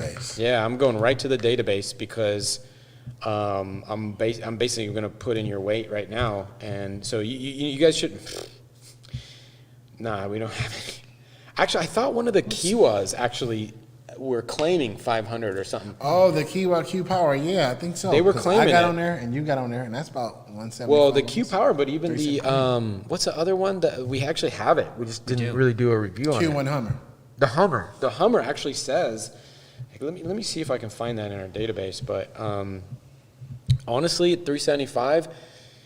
You should ask, I think it's really about the tires. I think the motors will go. You're not going to get up too many hills. But if you get a dual motor scooter and you look at the tires, Paul probably can correct me, but look at the kind of weight capacity on the tires. That's where you're going to hit a lot of your issues at 375. Hold on, where's Kiwa in here? Dang it. Oh, there we go. Kiwa. I got to go to advanced, apparently. It was right there. It was 6.6. Wait, oh, shoot. Yeah, I seen it. Kiwa, hold on. Kiwa, I thought it was hot. Yeah. Okay. Yeah. So the Q Hummer is, this is what they say. Now, we actually have both of these scooters, and we could probably put like 2 people on them and check to see how it goes. But the only scooters that are rated higher than I think 300 is going to be the Kiwa Q Hummer and the Kiwa Q Power. The Q Power we have full review on, full written. We even have a video on it. The Hummer we may have. Now the Hummer we don't have a review on. But we do have it here, and we could, if you guys really want, we could probably do something for that. But why didn't it come up in the, oh, that's weird. The database doesn't like me right now. Anyway, those are the 2. Max, that's why. Weight from to? No, max weight. Oh, I was in scooter weight. This is what happens when I'm trying to do too many things. So, yeah if you just go, it's legit. Yeah, but that's it. Apollo Ghost is saying, Apollo Pro, you're looking at 330. Oh, the Apollo Ultra. We don't have that, but that's the same as the 011X, I believe. Oh, yeah, that can. Right? That can so I would check into that scooter. The Cruiser is saying 352. I would call up Voro and just see what they say for you. Other than that, so yeah, and you have a few. Actually, what you really should do? Just go on the database and type in your weight. And like that, literally that's what we do because we can't keep track of this stuff either. There's just too many at this point. Shout out to Justin. Shout out to Justin for the database. Absolutely. Oh, yeah. All right. Should we move on? We should. All right. If you guys got more questions, we're going to have to do it on the next show because we are running overtime. So next up, Ramier will be joining us live for the Micromobility News and the Micromobility News. Let's do this. And I'm out of here.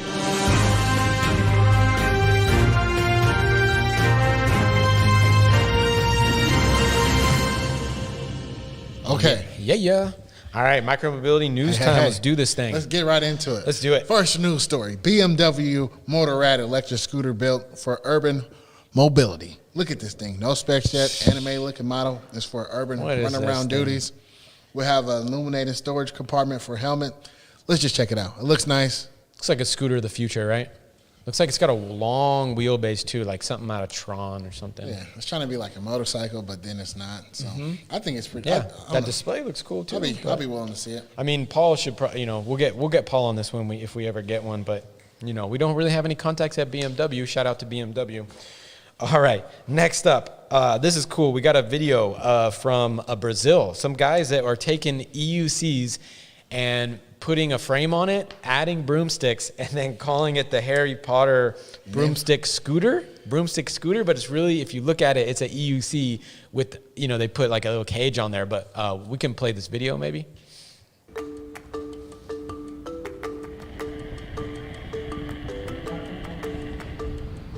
Freeing. It's a freeing feeling. You feel like you're actually flying. You glide to the streets, It kind of requires a lot of balance, but once you get it, it's pretty much amazing. Look at that. Quidditch. Yeah. it's simple enough, right? And I think Who? Not only. Oh, you know, Ben Fox has one of my favorite Ben Fox videos. Is he's ever. yeah, I don't remember if he's on a scooter. I think he might be actually on a scooter and his robe is covering it. Yeah. But Ben Fox actually looks like Harry Potter, which is crazy. So he puts on glasses. He actually looks like Harry Potter. Anyway, shout out to Harry Potter. Another Harry Potter reference. Yes. You can pre-order the Nimbus, a 3-wheel pod vehicle. Yeah. This is cool. I remember talking to Vienna about. Well, I wasn't talking. No, I was talking about Vienna. We were on our way to pickleball, about 5 miles away. I'm like, why are we driving our big old Subaru 5 miles? And I'm looking at the road, and I scoot that way. You know, I scoot that way if I'm going by myself or something. I don't mind. But she's not. You know, she don't want to scoop 5 miles on these like crazy small streets with a bunch of cars and stuff. And I was thinking, like, what would be the thing that we could use? And I was like, if we had like a 2-seater little tiny thing with a little, and I asked her, what would you need? And she said, I just need something to cover the head. So it's like we're enclosed. And that's what would make hers feel safe. And boom, this is it. Yeah, it's about $6,400 to buy. You can rent one for $99 a month. It has 2 tandem seats, climate control cabin, 3 airbags. I want to charge up for a 119-mile range. And it's supposed to go to 30 in a few seconds or whatever, 3.9, 2.9. Yeah. But it goes to 50 eventually. And I want this to exist. I want, like, you know what? You like this. I like this. I would get one of these. And you know what I would do? I would just, like, cruise that through the back gate and just park it in the backyard. Man, Chuck, if I see you riding that, I'm just running full speed trying to give it a shoulder and see if it tips over. I mean, 4 wheels is fine. I don't really care. 3 wheels, 4 wheels. I don't know what's gonna, you know, until I ride in one of them. But like, I actually really think that this is what the future of cities need to be, because you know, the deal is, like, I talk to a lot of people about scooters. I talk to, you know, people say, well, are senior citizens gonna ride scooters? It's not really the future. And I'm like, well, yeah, okay, it's not for everybody, you know, like, you're not going to get a senior citizen or someone that's like got handicap issues or whatever. And so we're like, you know, moms with babies or dads with, you know, there's these circumstances. You go into the grocery store and you can't fit it on your backpack. You go to Costco or whatever it is. Yeah. So, see you, Paul. So if shout out to Paul. Everybody appreciates you today, Paul. Really, Paul, yeah. Thank you for. Yeah, you did great. I know Paul's got the family at home. He's taking off, but he's gonna do what? He's gonna do more. Paul, don't crash. Don't crash again, Paul. Paul's our scooter pro wrench and crash test dummy at this point. I don't remember what I was talking about, but basically, I'm very for this. Okay, next up, Holland upcycles ashtray posts into scooter bike chargers, something. Let's skip this one. Next. Just skip this. All right. Rad Power Bikes in Seattle is bringing back electric bicycle repair to Rad Mobile. This is cool.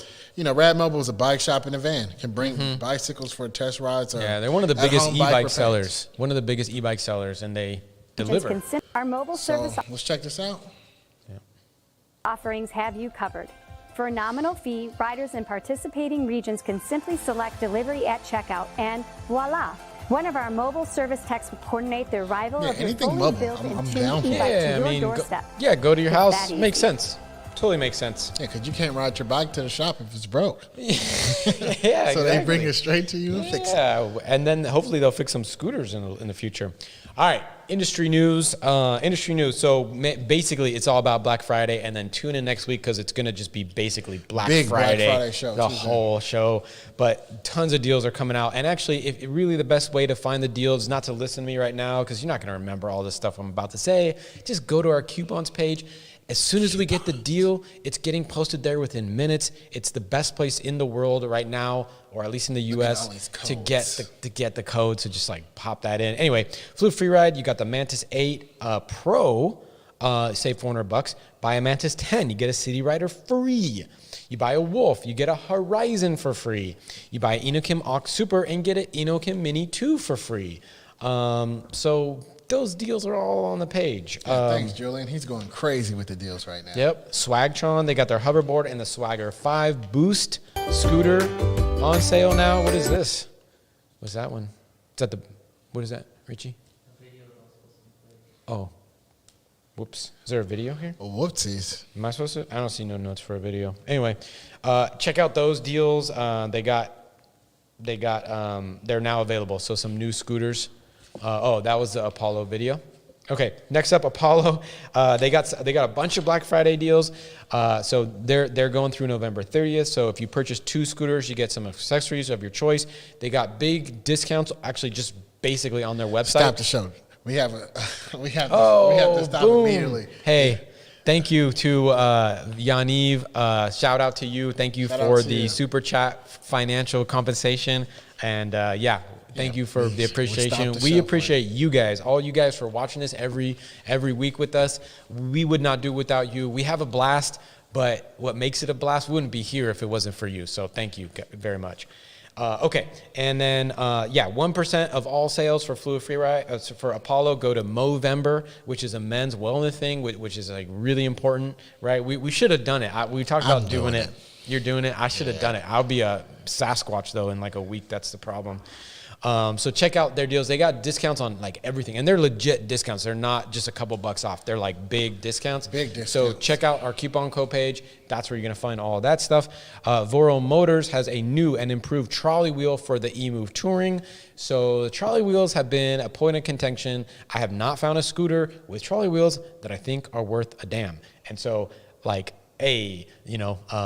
this is the trolley wheels. This is I'm sure if we asked for it, we could get one. If it's the same unit that the Tribwheel Swift has, I'm not buying it. But let's see if this thing can work. I know people want the trolley wheel, so they wouldn't be making it otherwise. Exactly. I just have not found I haven't found the benefit of the ones that I've seen yet. That's all. Maybe this is the one. Yep. Okay. Finally, we love our Facebook community, and now it's time for the Facebook giveaway. Who's got the dice?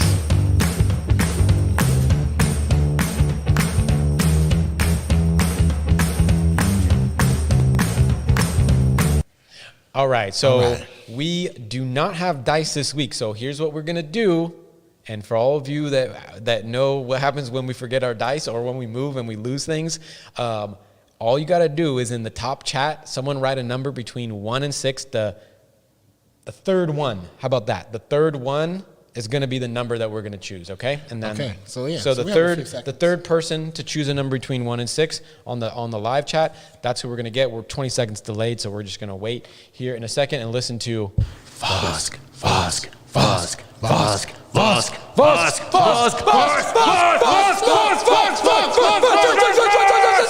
Because he put it together.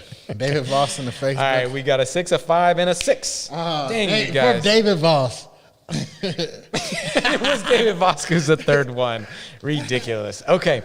All right. Cool. You guys know how it goes. We have the name in the randomizer, and we're going to click the randomizer 6 times, and whoever's on the 6th at the top is the winner. Rock and roll. Let's go. Number 1. Number 2. Number 3. Number 4. Number 5. Okay, here we go, everybody. Last one. Number 6. Who's the winner? Wait, what? Mark. Who? Mark Kalayad! You're the winner! Mark Kalayad! You did it. All right. Yeah, we'll be in touch. David Voss will reach David out to you. Voss will be in touch with you. You get this? You get this? Yeah, we actually have the bag here.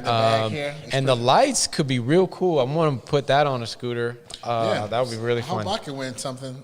So I can take it. Every single prize that we have is a pretty neat prize. So thank you to Voro Motors. Yeah, thank you to Voro Motors.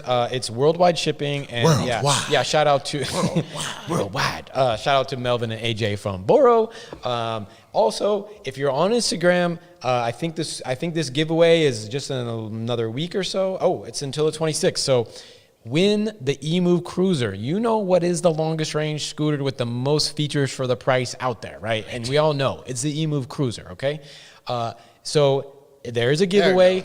You just got to go onto our Instagram. Link is in the video description. You like it, you do some commenting, whatever. The thing is there, right? Just look at the post. It's quick and easy. You just tag a friend or whatever, and that will get you entered into this giveaway to get a white. It's a white one, I think. Yeah, white EMOVE Cruiser. Yeah. So you can show up at night, put those lights on it, put that bag on it, have some fun, go out in the rain, you know, get those hydraulic brakes, get those turn signals that people can kind of see on it, get that 50.3 miles of range. Entries accepted until 11/26, must be 18 years or older and live in the United States. Then the winners will be announced on our live show on December 1st. Nice. Boom. Boom. All right, you guys. So I want to thank everybody for tuning in today. Hope you like the new office. We're pretty happy. We're here, man. We were in 100 square feet of working area with 4 or 5 people. It was horrible. I don't know how we did that for so long, man. We had to. That's how. We had to. We had to. Made it through, though. So now there's a little bit more space. Anyway, next week, tune in to the Black Friday special show, and the first look of the Fido is coming out with all of us. We already did our recordings. Ramier's putting it together. When's that coming out? Friday, I believe. Okay, on Friday, check out that first look for the ESG staff's first look on the Fido. Spoiler, we like it a lot. See you next week, you guys. Ride safe. Don't forget to wear your helmet. Peace out, everyone. See you next week.